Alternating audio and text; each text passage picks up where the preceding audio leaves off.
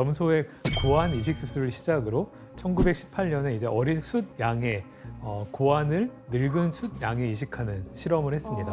그럼 어디다 이식하는 거예요? 나오게 됩니다, 이제.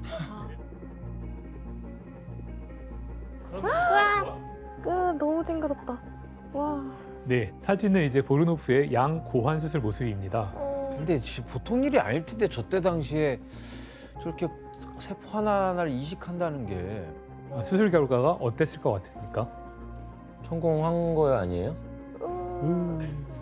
고환 이제 세포를 이식하니까 이제 늙은 숫 양의 털이 두꺼워지고 성욕도 돌아왔다고 해요. 어? 진짜?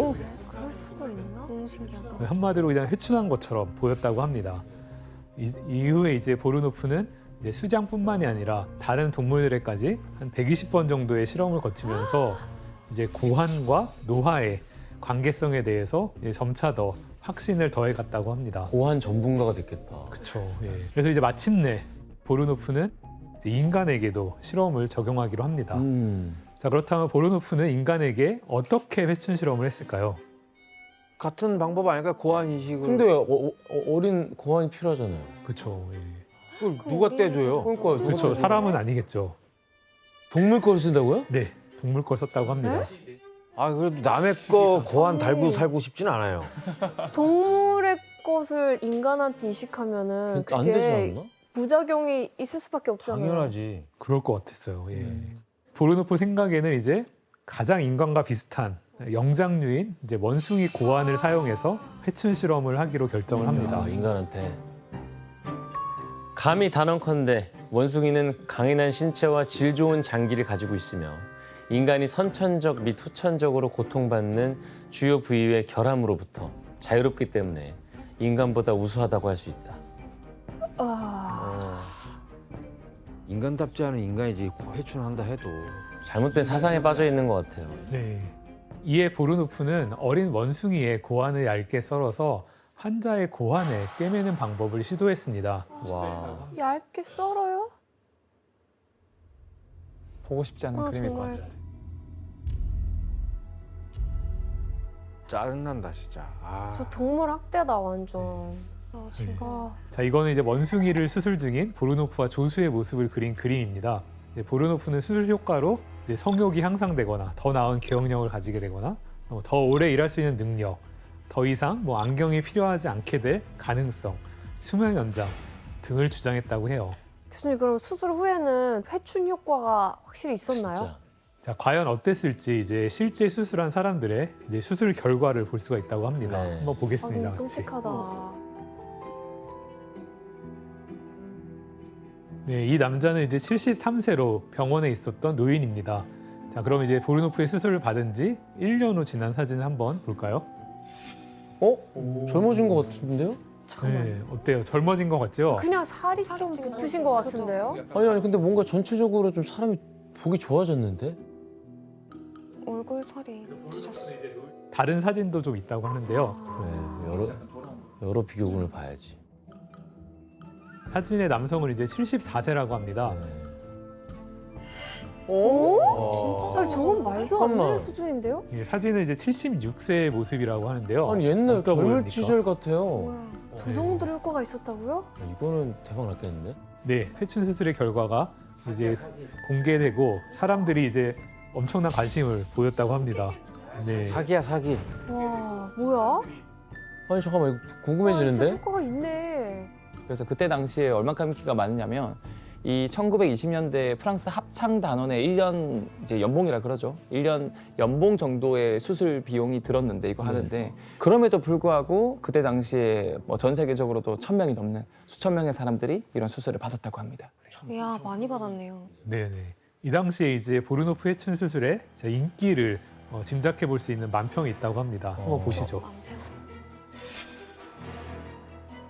지금부터 세상은 내 유해로 살아갈 것이다.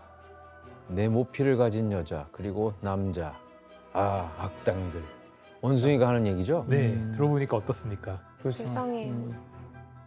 원숭이가 말만 했으면 저렇게 딱 얘기했겠네요. 네, 그렇죠. 그래서 이제 만평은 원숭이를 이용해서 이제 모피는 물론 남성들의 회춘 수술에까지 원숭이를 사용하는 행태를 이제 비꼬고 있는 것이죠. 사람들이 참 잔인하다.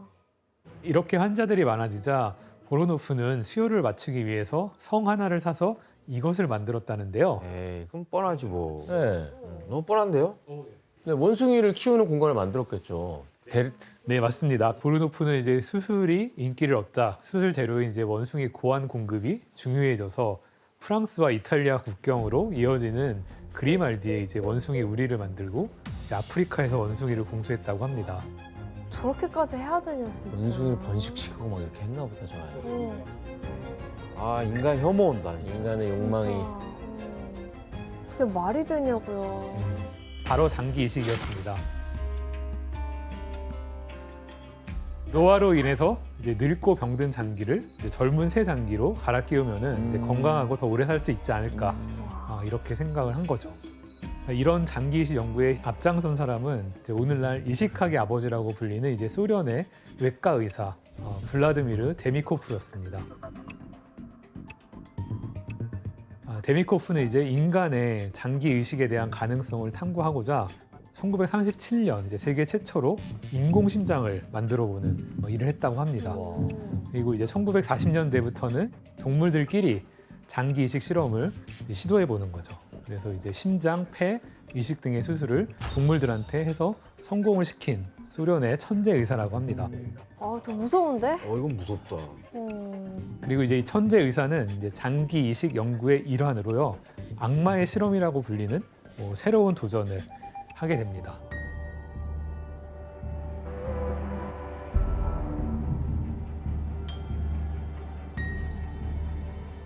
뭘까? 심지어 실험이야? 데미코프는 이제 손상된 장기를 이제 어떻게 이제 어디까지 대체할 수 있는지 알아보기 위해서 머리 이식의 가능성을 실험한 것이라고 합니다.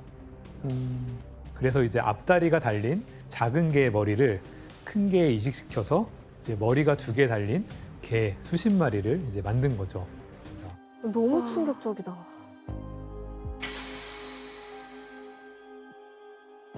사실은 이 블라디미르 데미코프의 실험 자체가 우리가 지금 봐도 굉장히 좀 잔인하고 비윤리적이잖아요. 네. 결과적으로 봤을 때는 이게 연장선으로 장기 이식의 발전을 도움이 준 것도 없지 않아 있긴 하지만 그럼에도 불구하고 이거는 너무 비윤리적이다. 그래서 굉장히 많은 비난을 받았습니다. 그랬을 것 같아. 아, 진짜 끔찍해. 아유. 자, 그런데 이제 아이러니하게도 그 머리 이식 수술은 이후 이제 장기 이식을 할 때 이식 기술과 면역 억제 연구, 신경 연결의 한계를 이해하는 데 중요한 밑거름이 되기도 했다고 합니다. 그리고 이제 지난 5월 그 머리 이식의 가능성이 또 한 번 제기가 됩니다. 과연 무슨 일인지 영상으로 볼까요? 지난 5월? 아니 그러면 나 이거 가능하다고 봤거든요. 근데 그죠? 근데 아니, 조건이 동물도 안 됐는데. 까다롭지 않을까? 뭐냐면 뭐 신체 조건도 되게 비슷해야 되고 뭐 혈액형도 같아야 되고 뭐 나는 계속 조건이 면역 많던데. 거부 반응이 있을 것 네, 같은데. 그러게요. 머리 이식 수술이 성공하려면 이제 얘기하신 것처럼 이제 머리를 자르고 뭐 접합을 또 해야 되고 그 과정에서 이제 무수히 많은 신경들이 이제 손상되지도 않아야 되고 그래서 뇌 손상에 이르지 않도록 이제 산소나 혈액 공급도 원활해야 되고 진짜 어려운 그리고 수술이야. 또 아까 얘기하신 것처럼 다른 신체끼리의 결합이기 때문에 이제 면역 거부 반응도 이제 넘어서야 하는데 현재 기술로는 한계가 있다고 합니다. 그쵸, 아직 안 될 것 같아. 그냥 딱 보면서 느낀 건 그냥 인간 같지가 않아, 인간이 이제. 그냥 뭐 물체, 그냥 기계처럼 느껴지는데 이런 수술들이 교수님 대체 왜 필요할까요? 네. 이런 수술들을 시도하는 이유가 이제 기본적으로 신체의 한계를 넘어설 수 있기 때문이라고 합니다. 만약 몸은 살아있지만 뇌가 죽은 뇌사 환자와 몸은 죽어가지만 정신이 멀쩡한 말기 암 환자가 있다고 생각을 해보면요, 두 사람 모두 온전히 생활을 할 수 없는 상황이잖아요. 건강한 뇌가 있는 암 환자의 머리와 뇌사 환자의 살아있는 몸을 하나로 결합하면 혹시 건강한 사람으로 만들 수 있지 않을까, 이런 아이디어인 것 같습니다. 네, 이런 가설은 아직은 가설이지만 젊은 뇌사 환자와 이제 노인의 머리를 바꾸어서 노인의 생명을 연장하여 뭐 영생을 가능하게 할다는 그런 기대를 가지고 있다고 해요. 교수님, 머리 이식 수술이 가능하다고 해도요. 그럼 그 머리를 어디서 구한다는 얘기예요? 네, 머리 이식 수술이라는 것은 이제 결국 한 사람을 살리기 위해서 이제 다른 사람을 죽일 수밖에 없기 때문에요. 그렇기 때문에 이제 머리를 구하는 게 어려운 건 둘째치고 이제 커다란 윤리적인 문제가 있는 것이죠. 근데 저게 이게 되면은 건강한 사람도 잡아서 할 거 아니야. 그러니까 이건 윤리적으로 허용될 수가 없겠네요. 네, 그래서 머리 이식 수술에 대한 가능성은 희소하다고 볼 수 있습니다. 그런데 이제 다른 장기 역시도 기증자를 구하는 일에 뭐 쉽지는 않죠, 그죠? 네. 그래서 장기 이식에 대한 새로운 도전이 이루어지는데요. 바로 장기 복제입니다.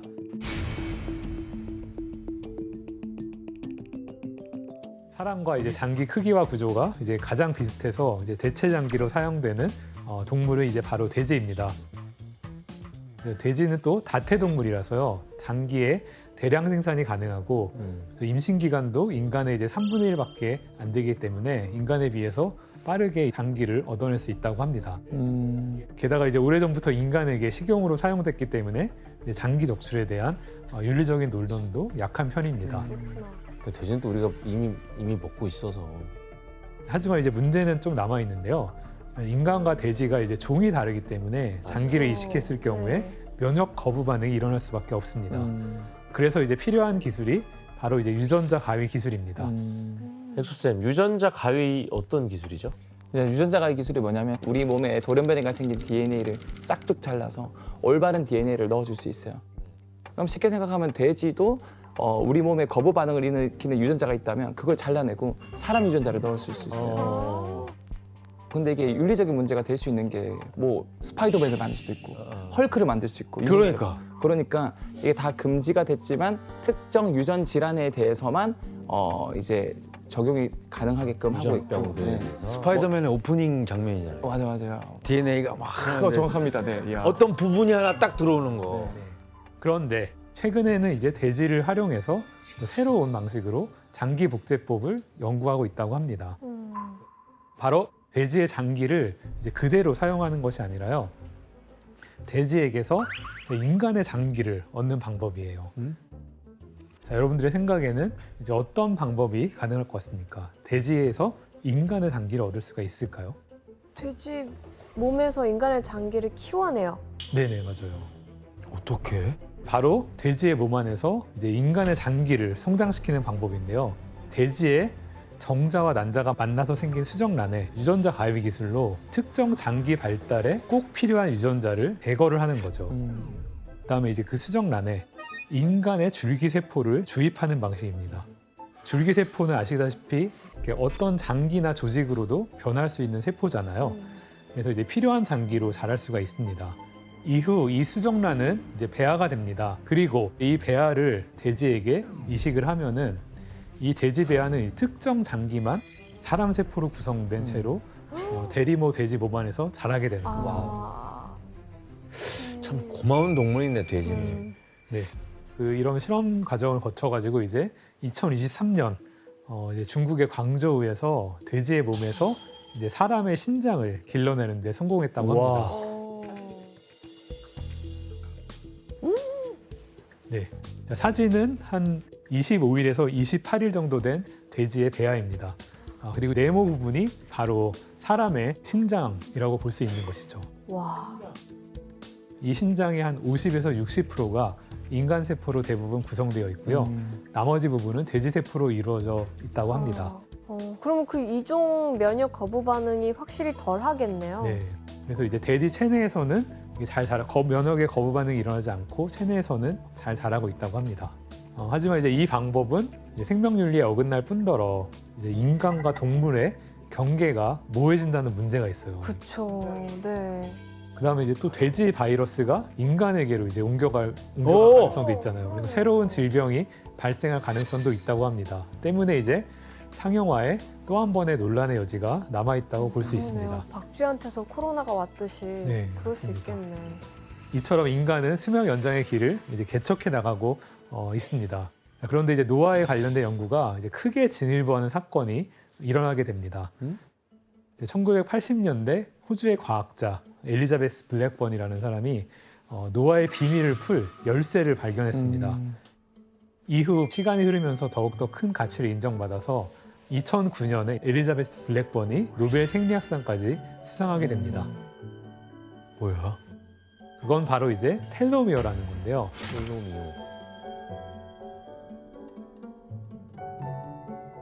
자, 그림은 이제 인간의 염색체인데요. 양 끝단에서 이제 염색체를 보호하는 것처럼 보이는 그런 물질이 바로 텔로미어입니다. 자, 인간의 세포 하나에는 이런 텔로미어가 수십 개가 존재를 하고요.